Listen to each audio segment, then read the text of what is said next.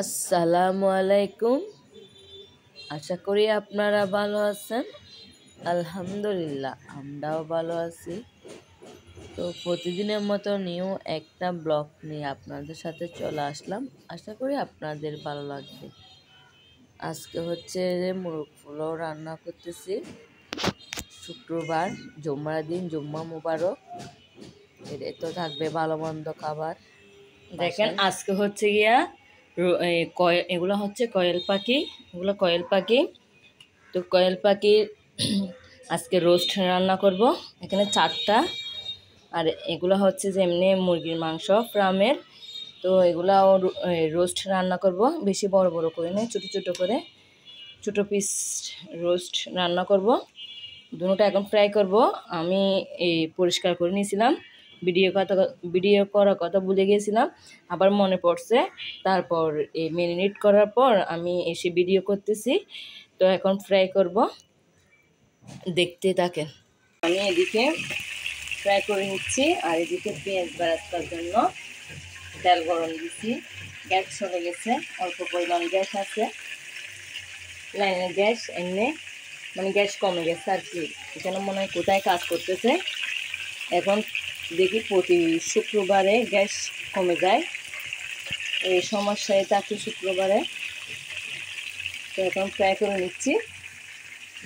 এটাও তেল গরম হয়ে আসছে, এটা পেঁয়াজ বেরেস্তা করে নেব। তো দেখেন এখন আমি ফ্রাই করে ফেলছি। এই দেখেন কয়েল পাখি, তারপর মুরগির মাংস। কিন্তু মুরগির মাংস আলোক রান্না করব, তারপর কয়েল পাখি আলোক রান্না করব। এখন আমি কষানো হচ্ছে যে কয়েল পাখিটা প্রথমে রান্না করে ফেলবো। কয়েল পাখি আমি একটু ভিন্নভাবে রান্না করতেছি। এখানে আমি টক দই দিই নাই, আমি এখানে দিছিলাম দুধ পাউডার গুলে দিছি। তারপর ঘরোয়া মশলা যা যা আছে তা দিয়ে আমি একটা মোরগ পোলাও রান্না করব। আর কয়েল পাখিটা এমনি রোস্টের মতো রান্না করব আলাদাভাবে। তাই জন্য আমি আলাদাভাবে রান্না করতেছি। ওর আব্বু বলছে একটু এগুলো কয়েল পাখিগুলো আলাদা করে রান্না করার জন্য। তো এখন কষানো হচ্ছে, পরিবর্তিতে আমি কি রান্না করছি ওটাই দেখাবো। তো এখন আমি মোরগ পোলাওয়ের জন্য কষাচ্ছি মুরগি। তো আমার কয়েল পাখি রান্না করার ডান, দেখেন ফাইনাল লুকটা।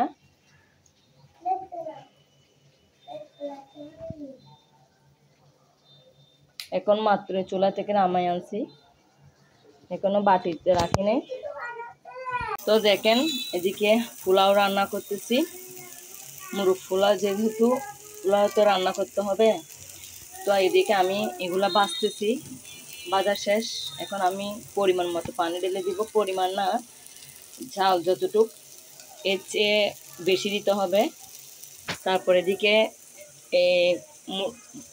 মোরগের জন্য সব কষানো হয়ে গেছে। এখন মুরগিগুলো আমি দিয়ে দিব।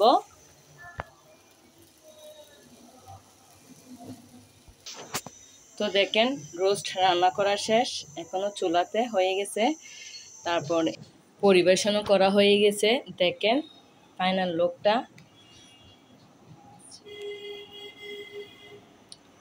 এটা হচ্ছে কয়েল পাখি, দেখেন এগুলো হচ্ছে বিরিয়ানি। পাশের বাসায় বাবি মাহফিল করছে, ওখান থেকে আমাদেরকে কিছু খাবার দিছে, মাহফিলে খাবার। এগুলা ছানার ডাল আর মূলা দিয়ে রান্না করছে। আর এগুলা গরুর মাংস, আর এগুলা গরুর বিফ বিরিয়ানি। এগুলাই দেখেন কতগুলো খাবার হয়ে গেছে। আমি জানতাম না এগুলা দিবে, জানলে তো এতগুলো রান্না করতাম না। আমার ভিডিওটি ভালো লেগে থাকলে লাইক, কমেন্ট, শেয়ার এবং সাবস্ক্রাইব করতে ভুলবেন না। একটা লাইক দিয়ে আমার ভিডিওটি কন্টিনিউ করে নেবেন প্লিজ। আপনারা একটা সাবস্ক্রাইব করে দিন যারা নতুন বন্ধু হয়ে আছেন, আর যারা ভিডিওটি এই পর্যন্ত হয়েছে আল্লাহ তাদেরকে হাফেজ, অসংখ্য ধন্যবাদ। আসসালামু আলাইকুম।